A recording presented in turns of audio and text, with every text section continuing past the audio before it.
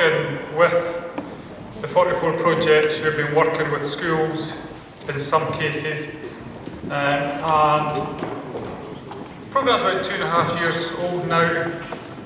We had no real benchmarks at the beginning. I think we had some 4 projects who were doing pieces of work, but we're now at the stage where we've got a lot of learning, a lot of understanding about what's happening. And what we want to do today is look at the partnerships and relationships at community level.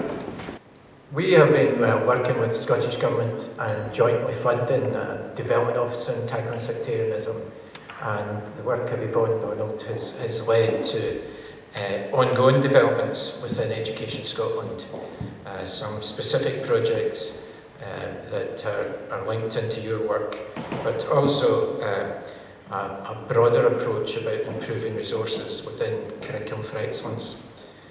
And I think that would be one of the themes for today, about sharing practice, but also as part of an agenda for going forward. How can we build in a set of shared activities and experiences across aspects of Scottish education that to some degree encourage segregation? SOS was set up with particular aims. We talk about enabling people to challenge the existing attitudes, behaviours and assumptions which contribute to bigotry, sectarianism and division in society. In terms of our objectives, there's 2 sides to the work of SOS as it's developed.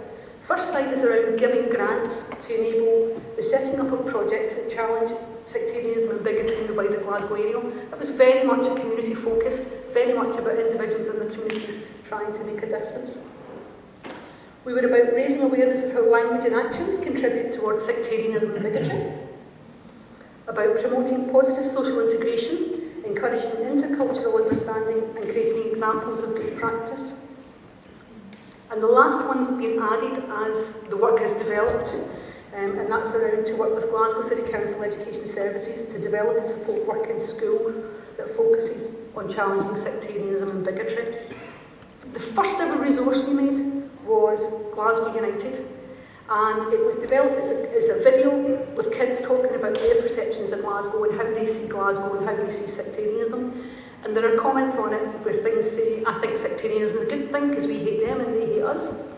And there's other kids saying, well, I don't think sectarianism is a good thing, you can bring your kids up to hate each other. The point of the DVD, or the video at the time, was it was a discussion starter, it was a way of engaging kids in that. And alongside that, we put some very basic resources. So, in terms of the interventions that SOS offer as possibilities for schools, we're not prescriptive about it, we're back to that idea of schools identifying what's right for them. But what we've tried to do is to offer a range of resources or a range of interventions that can happen within schools. First and foremost, what we're trying to develop is a tool for self-evaluation, but also something that we will use when we do reviews and inspections. So the thing to say about it is, it is not compulsory.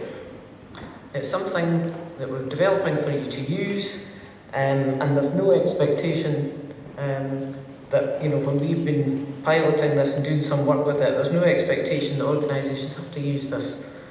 It's what we're aware of is that many of you will have, many third sector organisations will already have good systems and processes in place for self-evaluation. We know that. However, we are developing this as a piece of work, and we're doing a bit of piloting, which I'll tell you as we move through this. So I suppose it's to look, first of all, at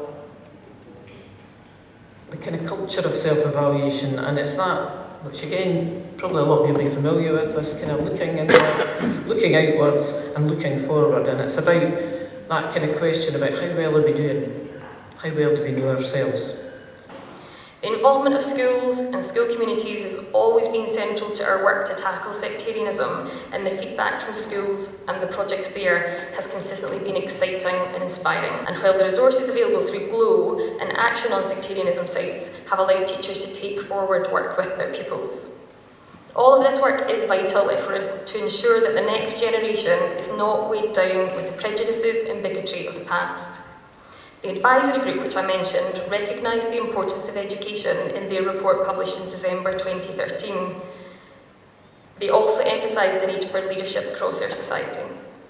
That's why they included recommendations for training for teachers and head teachers, development of resource materials for engaging young people, and on working together across communities for the delivery of primary, secondary, adult and community education. I'm delighted that colleagues from Education Scotland have been engaging with the advisory group, bringing learning communities together in a coordinated approach and continuing to work with practitioners across Scotland to tackle sectarianism through the curriculum.